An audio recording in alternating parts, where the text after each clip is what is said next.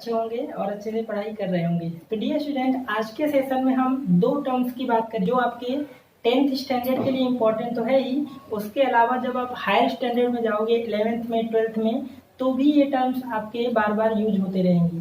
तो आपको दोनों टर्म अच्छे से पता होना चाहिए। हम बात कर रहे हैं एसिडिटी ऑफ बेस और बेसिसिटी ऑफ एसिड के बारे में। ये दो टर्म आपके 10th में भी काम आएंगे, 11th में भी काम आएंगे और 12th में भी काम आएंगे। ठीक है, तो इन दोनों टर्म को समझ लेते हैं एग्जाम्पल से, किस तरह से हम एसिडिटी ऑफ बेस निकालते हैं और किस तरह से बेसिसिटी ऑफ एसिड हम किसी भी मॉलिक्यूल का कैलकुलेट करते हैं। ठीक है, तो चलिए दोनों टर्म की हम लोग बात कर लेते हैं। तो सबसे पहले हम लोग बात करेंगे बेसिसिटी ऑफ एसिड की। ठीक है, तो सबसे पहला जो टर्म अपन बात करेंगे बेसिसिटी ऑफ एसिड। ठीक है, यहाँ पर उल्टा होता है, एसिड के लिए हम बेसिसिटी टर्म यूज करते हैं और बेस के लिए टर्म हम क्या यूज करते हैं, एसिडिटी करते हैं। तो यहाँ पर इसका डेफिनेशन क्या हो जाएगा कि number of hydrogen ion, number of hydrogen ions, hydrogen ion आपको पता है कि H+ आयन को बोलते हैं। Number of hydrogen ions present in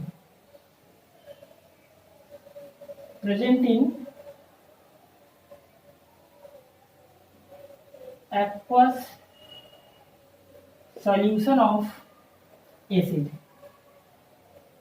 ठीक है, क्योंकि एसिड H+ आयन तभी देगा जब वो वाटर में डिजोल्व हो। ठीक है, या फिर ऐसे भी बोल सकते हो number of hydrogen atom present in acid या मॉलिक्यूल।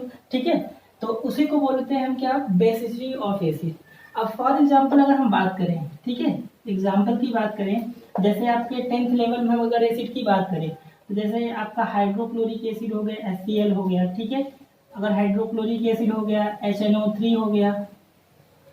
ठीक है, इन एसिड की हम अगर बोले कि बताइए हाइड्रोक्लोरिक एसिड और HNO3 दोनों में इन दोनों की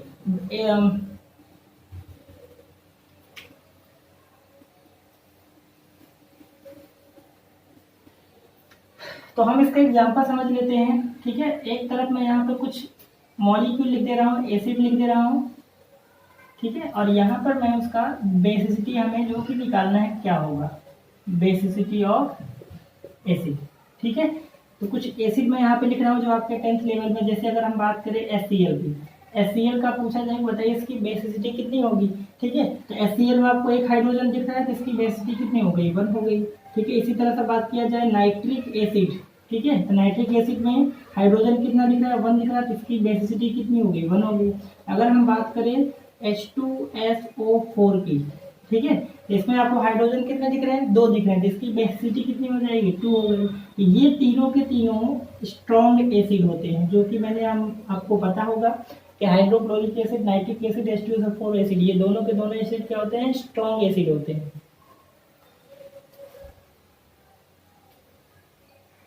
ठीक है, ये तीनों के तीनों क्या होते हैं, स्ट्रॉन्ग एसिड होते हैं। अगर हम बात करें कुछ और एसिड की, जैसे हम H2CO3, ठीक है, इसकी बेसिसिटी कितनी होती है, इसकी भी 2 होगी। और ये एसिड कौन सा है, कार्बोनिक एसिड। ठीक है, कार्बोनिक एसिड। ठीक है, इसकी बेसिसिटी कितनी हो जाएगी, 2 हो जाएगी। अगर हम बात करें एसिटिक एसिड, एसिटिक एसिड क्या होता है, CH3COOH होता है। इसके अलावा अगर हम बात करें फॉर्मिक एसिड की, ठीक है, इनका पूछा जाए कि बताइए इसकी बेसिसिटी क्या होगा, तो इसमें कंफ्यूजन होता है। कुछ लोग क्या बताएंगे कि हाइड्रोजन यहाँ पे 3 है, यहाँ पर टोटल बेसिसिटी कितनी होगी, इसकी 4 हो गई, और यहाँ पे इसकी बेसिसिटी कितनी हो जाएगी, 2 हो जाएगी। बट ये गलत है। आपको देखो कि एसिटिक कार्बोक्सिलिक ग्रुप में ये जो हाइड्रोजन होता है यही H+ आयन रिलीज करता है। ये वाले हाइड्रोजन तो कोवेलेंट बॉन्ड बनाते हैं कार्बन से, ये H+ आयन रिलीज नहीं करते हैं। आपका ऑक्सीजन और हाइड्रोजन, ये वाला जो हाइड्रोजन है वो H+ आयन रिलीज करता है। यहाँ पर पोलैरिटी होती है, ठीक है, पॉजिटिव नेगेटिव चार्ज होता है। यहाँ पे सिंपल सा आप देखो, पोलैरिटी अभी आप 10th में नहीं पता होगा, अगर आप 11th 12th में तो आपको अच्छे से पोलैरिटी पता होगा, तो कोई दिक्कत नहीं है। आप यहाँ पे बस बता दो कि हाइड्रोजन कार्बन से यहाँ पे कोवेलेंट बॉन्ड बना रहा है, that's why these hydrogen are not release as H+ ion. ठीक है, और यहाँ पे क्या है, H+ आयन रिलीज होगा। तो अब पूछा जाए बताइए इसकी बेसिसिटी कितनी होगी, तो इसकी भी 1 होगी, इसकी भी 1 होगी, तो यहाँ पर दोनों की क्या हो जाएगा, 1 हो जाएगा। ठीक है, और हम बात करें एसिड की, जैसे हाइड्रोजन साइनाइड एसिड HCl, इसकी बेसिसिटी कितनी होगी, 1 होगी। क्लियर है ना। चलो इसके अलावा कुछ आप एक्स्ट्रा नॉलेज और रख लीजिए, जैसे कुछ एसिड आते हैं जहाँ पर हाइड्रोजन उसमें देख के हम ये नहीं बता सकते हैं इसकी तरह कि उनकी बेसिसिटी कितनी होगी। तो उन एसिड की हम बात कर लेते हैं। सबसे पहले हम बात करते हैं फॉस्फोरिक एसिड की। फॉस्फोरिक एसिड की, तो फॉस्फोरिक एसिड का जो फॉर्मूला होता है क्या होता है, H3PO4 होता है। ठीक है, H3PO4 होता है। तो अगर इसकी बेसिसिटी पूछे तो आपको 3 हाइड्रोजन दिखा है तो इसकी बेसिसिटी 3 होगी। ठीक है, कोई दिक्कत नहीं। बट यहाँ पर अगर मैं यहाँ पर फॉस्फोरस एसिड लिख दूँ, फॉस्फोरस एसिड, अब इसका फॉर्मूला क्या होता है, H3PO3 होता है। ठीक है, H3PO3 होता है।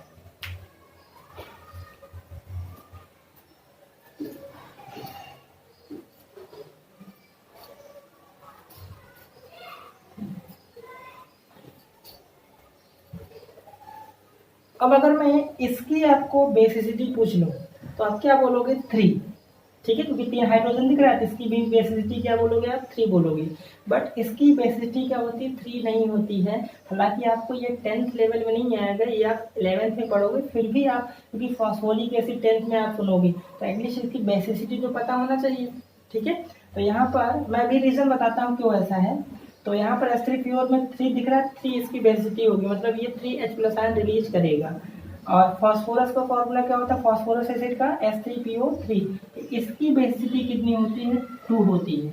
इसी तरह से एक और होता है हाइपोफॉस्फोरस। हाइपोफॉस्फोरस, ठीक है, हाइपोफॉस्फोरस एसिड, इसका फॉर्मूला क्या होता है, H3PO2।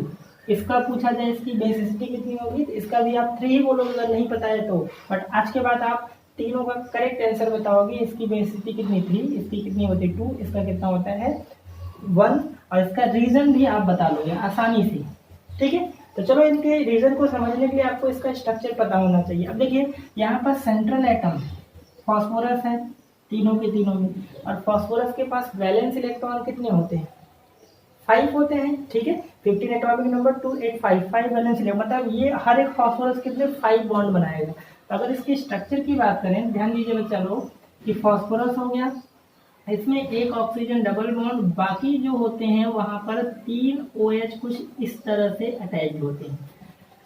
ठीक है, इसका स्ट्रक्चर ये होगा। अगर हम इसके स्ट्रक्चर की बात करें तो इसमें क्या होगा, फॉस्फोरस यहाँ पे एक तो डबल बॉन्ड, बाकी यहाँ से OH, यहाँ पर OH, यहाँ पर H। ठीक है, इसका स्ट्रक्चर हो गया, ये इसका स्ट्रक्चर हो गया। अब हम बात करें यहाँ पर हाइपोफॉस्फोरस की स्ट्रक्चर की, तो यहाँ पर फॉस्फोरस ये हो गया, यहाँ पर ऑक्सीजन डबल बॉन्ड, यहाँ पर एक OH होगा, यहाँ पर H होगा और यहाँ पर H होगा। आपका थोड़ा सा माइंड में भी हो सकता है काम कर रहा होगा। यहाँ पर देखिए, यहाँ पर भी तो वही बोल रहा था, ये हाइड्रोजन रिमूव क्यों नहीं हो रहा था, क्योंकि यहाँ पर कोवेलेंट बॉन्ड बना रहा था। हाइड्रोजन वही रिमूव हो रहा था जो ऑक्सीजन से अटैच्ड है। तो सिंपल सा कॉन्सेप्ट यहाँ पर भी दिख रहा है। यहाँ पर हाइड्रोजन, 3 के तीनों हाइड्रोजन ऑक्सीजन से अटैच्ड है, इसलिए ये H+ आयन रिलीज करेंगे। इसकी बेसिसिटी कितनी हो गई, 3 हो गई।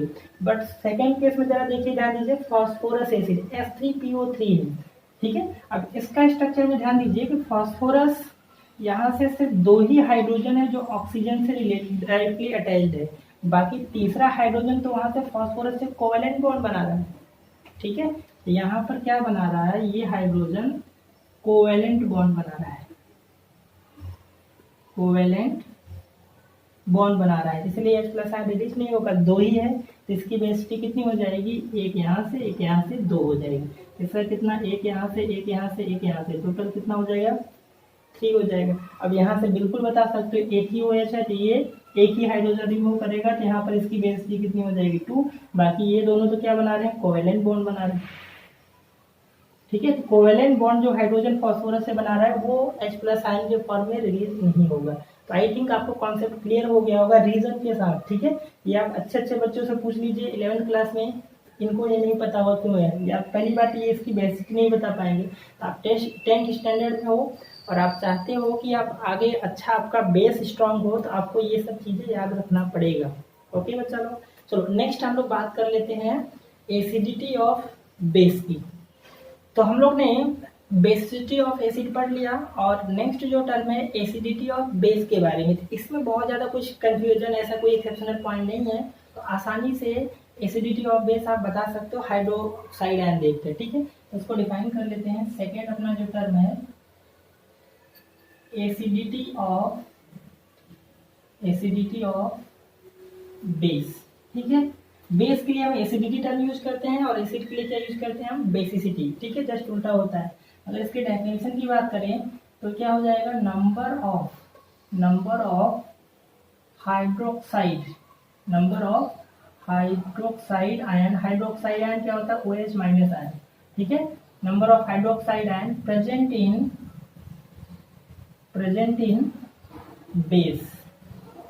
ठीक है, सिंपल सा डेफिनेशन, हाइड्रोक्साइड आयन उस बेस में कितने प्रेजेंट है उसी को क्या बोलते हैं हम, एसिडिटी ऑफ बेस। ये भी एक बार सोल्यूशन में ही होगा। ठीक है, अब अगर इसके एग्जांपल की बात करें तो इसमें एग्जांपल में कोई ऐसा कोई दिक्कत नहीं आएगी आपको। यहाँ पर मैं बेस लिख दे रहा हूँ और यहाँ पर आपको हमें उसकी एसिडिटी देखनी है, एसिडिटी ऑफ बेस।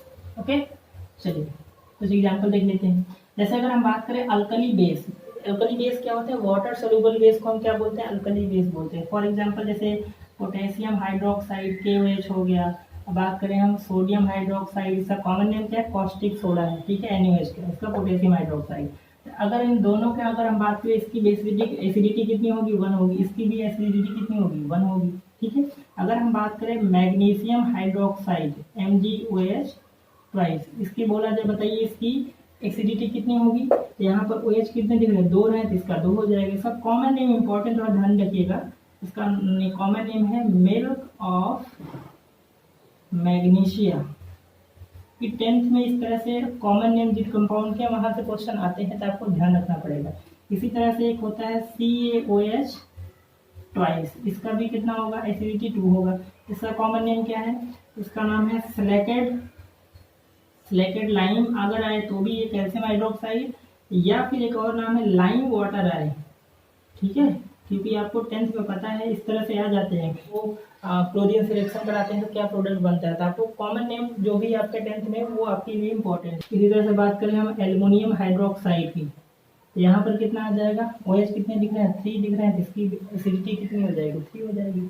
ठीक है, इसमें कोई दिक्कत नहीं है, आप आसानी से कर सकते हो। जैसे अगर मैं कुछ और एग्जाम्पल की बात करूँ, ठीक है, चलिए इसका देखिए ऐसा क्या होगा। अगर हम बात करें CuOH ट्वाइस का, इसका क्या होगा, ये क्या है, फेरिक हाइड्रोक्साइड, Fe+3 वाला है, ध्यान रखिए। और ये क्या है, क्यूप्रिक है। अगर यहीं पर अगर ऐसा कुछ होता FeOH ट्वाइस होता और ये होता CuOH होता, तो ये आपका फेरस है, क्योंकि ये +3 वाला है, ये +2 वाला यहाँ पर है, क्योंकि हाइड्रोक्साइड आयन पे 1 माइनस होता है, 3 है, मतलब ये अकेला है, +3 वाला है। यहाँ पर क्या OH कितने 2 है, 1 पे -1 होता है, मतलब 2 प्लस वाले, मतलब आयरन अकेला +2 चार्ज होगा न्यूट्रल होने के लिए। तो यहाँ पर इसका एसिडिटी कितना हो जाएगा, 3। ये क्यूप्रिक हाइड्रोक्साइड, इसका कितना 2। यहाँ पर फेरस है, इसका एसिडिटी 2, और यहाँ पर कितना हो जाएगा, 1 हो जाएगा। ठीक है, इसमें कोई दिक्कत नहीं, कंफ्यूजन होने वाली कोई बात ही नहीं है। ठीक है, एसिडिटी ऑफ बेस में। तो आई होप आपको acidity of base and basicity of acid का कॉन्सेप्ट 100% क्लियर हो गया होगा। तो वीडियो को लाइक करें, शेयर करें, सब्सक्राइब करें इसी तरह से, और बेल आइकन को भी प्रेस करें, ताकि मैं इसी तरह के छोटे मोटे जो टर्म्स होते हैं कभी वीडियो बनाऊं तो आपको नोटिफिकेशन मिल जाए और आपको हेल्प मिलती है। जो छोटे छोटे टर्म्स होते हैं बहुत ही ज़्यादा इंपॉर्टेंट होते हैं केमिस्ट्री के लिए, क्योंकि ये छोटे छोटे टर्म होते हैं तो आपको नहीं पता होगा, कहीं भी इसका यूज आ जाएगा तो आपको समझ भी नहीं आएगा कि इसका मतलब क्या है। ठीक है, तो इसलिए ये इंपॉर्टेंट हो जाते हैं केमिस्ट्री के लिए। तो मिलते हैं हम लोग नेक्स्ट